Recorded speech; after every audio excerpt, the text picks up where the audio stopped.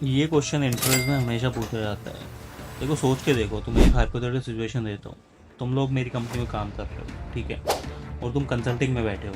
तुम्हारे पास दो क्लाइंट आते हैं। एक का जो आपका रेवेन्यू है, वैल्यूएशन है, $5 बिलियन का है, और एक कंपनी है जिसका $500 मिलियन का वैल्यूएशन है। तो किसका वैक हायर होगा? सिंपल सी बात सोच के बताओ, क्या हो सकता है? देखो, ये ट्रिकी क्वेश्चन हो सकता है क्योंकि डिपेंड करता है आपके note the capital structure same for the both the companies.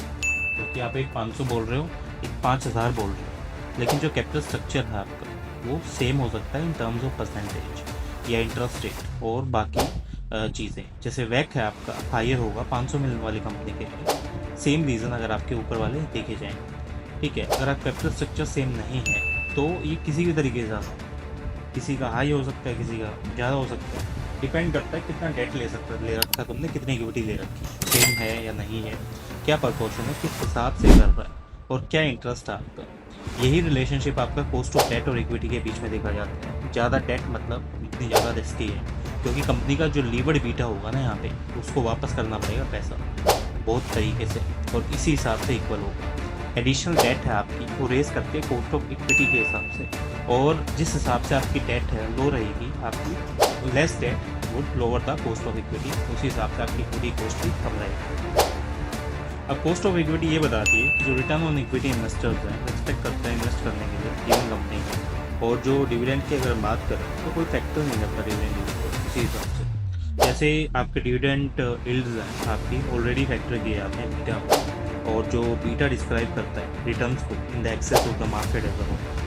अगर जो रिटर्न्स हैं जिसमें आपके डिविडेंड्स आ गए, बाकी चीज़ें आ गई, कैसे काम करती है। देखो, आप कॉस्ट ऑफ इक्विटी कैलकुलेट कैसे करोगे विदाउट यूजिंग CAP। ये अल्टरनेट फार्मूला होता है। जो डिविडेंड पर शेयर है, शेयर प्राइस है, वो यहाँ पे आपने देखा, plus growth of rate of dividend आपने डाला। अब आप एक बात कर रहे हो कि ये काफ़ी कॉमन है स्टैंडर्ड फार्मूला, लेकिन कुछ टाइम में यूज़ किया जाता है। Dividend by share price plus growth rate, ये सारी चीज़ें आपने रख ली। इसी हिसाब से आप मार्केट का हाइपोथेटिकल फिलोसफी दे रहे हो कि भाई कल को आने वाले टाइम में ये हो सकता है, ये नहीं हो सकता, तो तुम कैसे इस चीज़ को डील करोगे। तो टेक्निकली मैंने देखा कि हाँ बॉस, मैं इसको डील कर सकता हूँ, या किस हिसाब से डील करूँगा, वो अलग अलग चीज़ों पे डिपेंड करता है। लेकिन अगर मैं इसी बात को करने बैठ गया कि हाँ तो चलो इसको देखते हैं किस हिसाब से किया जा सकता है, तो ये एक अलग चीज़ होती है, ठीक है। और इसी चीज़ को आप दोनों कंपनीज एग्जैक्टली सेम वे में काम करते हैं कि एक के पास डेट है, एक के पास डेट नहीं है, किस हिसाब से हायर बैक आपका आएगा। तो इंटरेस्ट ऑन डेट है, एक सीधी सी बात है, आपका टैक्स डिडक्टेबल होता है, और जो डेट है आपका सीनियर होता है इक्विटी कैपिटल स्ट्रक्चर से, तो डेट होल्डर्स को पहले पे किया जाता है।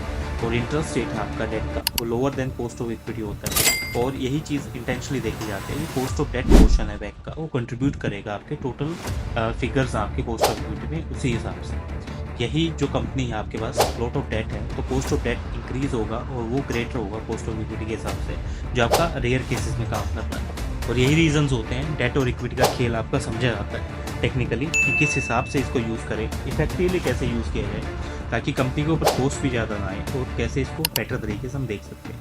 कंपनी का ग्रेट इम्पैक्ट होता है आपकी DCF वैल्यूएशन के ऊपर, और किस हिसाब से आपका जो 10% चेंज होता है रेवेन्यू के अंदर, या 1% चेंज होता है डिस्काउंट रेट में, वो कैसे डिपेंड होता है आपका मोस्ट ऑफ 10% डिफरेंस को।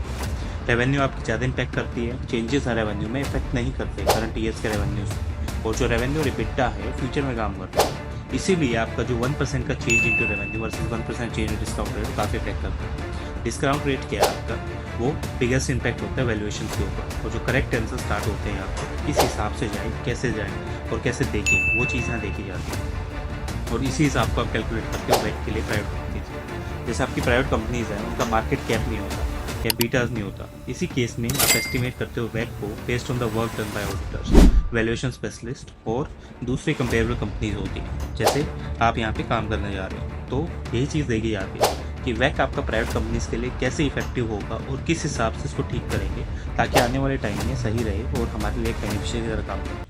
मिलते हैं next video for the more updates. Follow कर लो चैनल।